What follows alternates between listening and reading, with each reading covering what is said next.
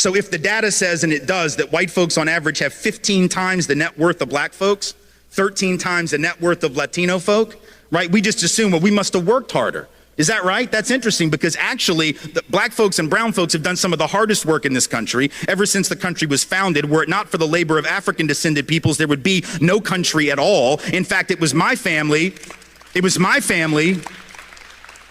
white slave owning family in the South, that got black folks to do all the hard work because we were lazy asses and didn't want to work at all. White folks in the South on the plantation used to want to sit on the porch and drink mint juleps and have carriage rides rather than work, while black folks did all the real labor. And yet we decided that black folks are lazy, which I find fascinating. Right? And then people write to me and say, well, these black people, they're just taking all the jobs. Okay, which is it, precious? Because it can't be both. People of color can't take all the jobs and be lazy. I don't ask much of racists because I expect very little, but you cannot be lazy and take all the jobs. Are we at least clear on that? Like, if you took all the jobs, you are like the opposite of lazy. If you are indeed lazy, you probably did not even take one job, let alone all of them. So I just need racists to get their damn story straight. That's all I ask. I just don't like moving targets. That's all, right? But if I don't tell my daughter the truth, she defaults to the position of the culture, and then she can't understand what the problem is. The same is true with policing. You can't understand the Black Lives Matter movement and the importance of it if you don't know the history and the relationship between law enforcement and black and brown peoples. If you understood that history, you wouldn't ask one question about why this movement is necessary and why it's righteous. If you knew that history, but you don't know it, and it's not your fault. You weren't supposed to know it, and nobody taught it to you, right? So you don't have to know that modern policing traces back to slave patrols. That black folks' first experience with law enforcement was having, you know who? Working class and poor white folks on horseback going around keeping black folks in line on behalf of the rich master that owned all the property. That sounds a lot like modern policing, because ain't no rich people policing, right? It's working class folks who are out there protecting the property of rich people against the depredations of poor people. That's what modern policing is, and it traces back. And we know that's what modern policing is, by the way, because we will lock you up for 10 years for $100 worth of food stamp fraud. But if you take $12.5 trillion on Wall Street, 20% of the net worth of this country, you will not do one day in jail. So we know that law enforcement has got nothing to do with enforcing the law. It's got nothing to do with good people and bad people, lawbreakers and the law abiding. It only has to do with controlling certain people. And black and brown folks know it was cops who were involved in race riots and racial terrorism against black communities for the first 50 years of the 20th century. You didn't learn about that in class either, and that's not your fault.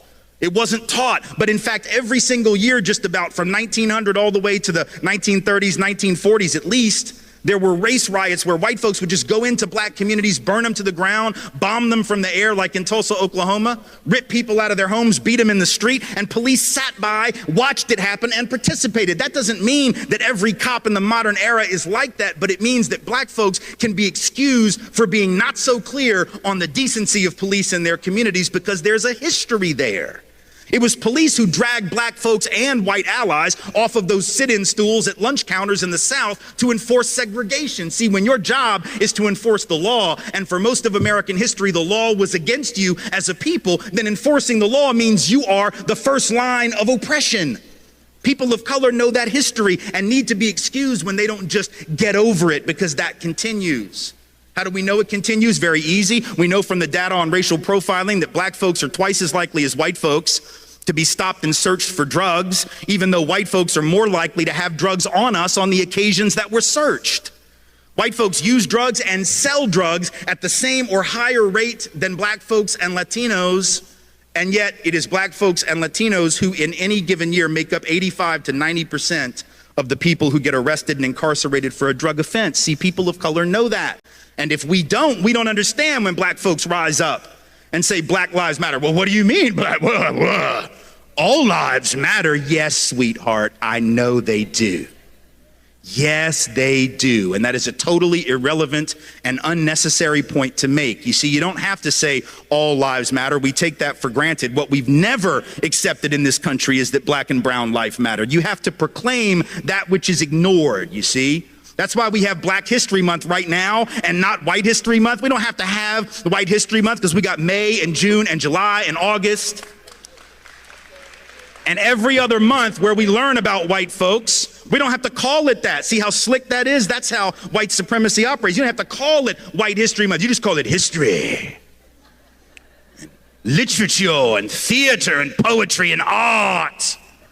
You don't have to racialize where it came from, right? That's what Molefi Asante at Temple calls universalizing the particular, which is the hallmark of Eurocentric thought, right? Not everybody's experience is the same. And so when certain people have been left out of all, you have to call that out by name. Because see, we've always said all, and we didn't mean it. We said all men are created equal, and we didn't mean that shit, right? We didn't mean women, but we didn't even mean all men. We said all, and it was a lie when we said it, right? And so in a sense, when you say Black Lives Matter, to respond with all lives matter would be like going in a time machine back to 1971. Y'all won't remember this. Those who were students, those who were older will. Around 1970, 71, 72, the big phrase was black is beautiful, right? There was this desire to take back the beauty narrative from a beauty industry, fashion industry, glamour industry that had hijacked it and denigrated black physicality and beauty, right? So folks were saying black is beautiful to reclaim a sense of beauty for themselves. It'd be like getting in a time machine, going back to 1971, hearing somebody say black is beautiful and tapping them on the shoulder and going, but we're all beautiful in our own way. Yes, shut up, we know. Not the point. It'd be like going back to the early 80s when the HIV/AIDS crisis started. And it took several years for the president of the United States to even utter the word. Ronald Reagan didn't want to even utter the word, let alone cut loose with funding to deal with the problem until his buddy Rock Hudson died of it. And then all of a sudden he was willing to talk about it a little bit, right? So for the first several years, what'd you have? You had activists out in the street. You had ACT UP, Gay Men's Health Crisis, out in the street demanding research and funding for HIV/AIDS, right? And what they were saying in effect was people with AIDS lives matter. That wasn't the actual phrase, and we didn't have hashtags, but that was essentially what they were saying, right? People with AIDS lives matter, and we need to pay attention because right now we're not paying attention to that. And we don't seem to believe it as a society, so we need to start believing it. It would be like getting in a time machine, going back to 1983, 82, in the middle of an ACT UP event or a Gay Men's Health Crisis event and shutting down the protest by saying, yeah, but what about pancreatic cancer? People die of all kinds of things, right? Sort of not the point. You have to proclaim that which is ignored. And if we know the history, we understand that, right? Because if we know the history, we know that it is indeed black life. And I would suggest brown life, life of color generally, indigenous life, that is usually denigrated, demeaned, ignored. On a sexual level, it's trans lives that are demeaned, ignored, right? It's women as women. So sometimes you got to proclaim that which is not in the obvious frame of reference. There's nothing pernicious about it. It's not about saying black lives are worth more than other lives. It's about, damn it, these lives actually do matter. And even though the history says they don't, we're here to tell you that they do. And there's nothing wrong about that at all. But if you don't know the history, it might seem untoward. And I get it. And again, it's not your fault that you don't know the history, but it is our responsibility to learn it and then apply it to what we see. Same is true with immigration.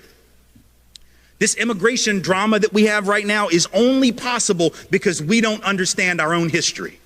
As a country, and particularly those of us of European descent, we have lied to ourselves about how we got here and for what reason. See, black folks know why they're here. Native peoples know why they're here and how they got here. A lot of Asian folk know, particularly if they're Chinese American, they know they got here because their ancestors were brought over to work on the railroads by the railroad barons who didn't care if thousands of them died laying track 19, 20 hours a day.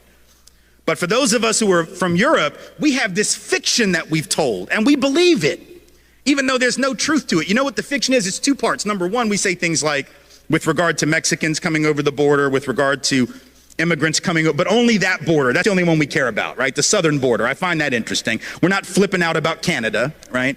We don't have any of the Minutemen or the anti-immigrant groups sitting off the coast of Nova Scotia with a gun and a scope trying to like pick off the sneaky Canadians that are trying to sneak in here for our superior healthcare system,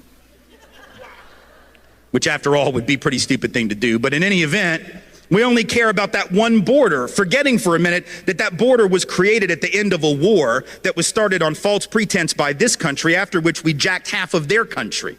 And you weren't taught that in school either because our history books aren't interested in telling the truth. They tell this very patriotic history that has no relationship to the fact. So that border is artificial. Mexican folk who are coming here, documented or not, let's be clear, are coming home. Their families were here before our families were here in almost every instance. But we forget that, and then we say things like, well, I don't mind them coming. I just want them to come legally like my people did. The hell does that even mean? Come legally? There was no law to break when our people came. The fact that we didn't break a law that didn't even exist, you don't get cookies for that. You don't get like a pat on the back and a gold star because your great, great, great whatever was law abiding when there was no law that he could have violated, even if he wanted to. But we've told this lie that we came for these upstanding principles. So we'll say things like, well, you know, our people came for liberty and freedom, democracy. These people are just coming for stuff. They're just coming for jobs. They're just coming for health care. They're just coming for stuff. We came for high-minded principle, right? Because we believe that. What kind of third-grade version of American history is that, right? Like when Donald Trump says, well, Mexico's not sending their best. What the hell, you think Europe sent their best? Europe, no, our people were the losers of Europe. I'm not trying to be an asshole, I'm just telling you the truth. Like, our people were the losers of Europe. The winners didn't get on the boat. You understand what I'm saying? The winners didn't leave. Why the hell would you leave if you were winning? Only the losers left because they had no choice. They were dying, they were starving, they couldn't support their families. A lot of them were convicts who were sold into indentured servitude to work for rich European people. They were barely above the level of a slave themselves. The idea that we had these we didn't believe in liberty and freedom. And we know that because once we got to the colonies, we set up the opposite of liberty and freedom. And I don't just mean that for like black folks and native folks. I mean, even for other white folks. Like, we spent most of the time in the early colonies trying to figure out who the witch was, right? It was like, well, you're not a Christian. Well, no, you're not a Christian. Well, no, you're not a Christian. I'm going to hang you from a tree. Really? Well, I'm going to drown you in the stream. Well, I'm going to set you on fire. Like, that wasn't liberty. The colonies were some of the least free places in the history of the cosmos. But we act like we came for liberty, and they're just here to take advantage. Let's be clear. Our people didn't come for liberty. They came for stuff.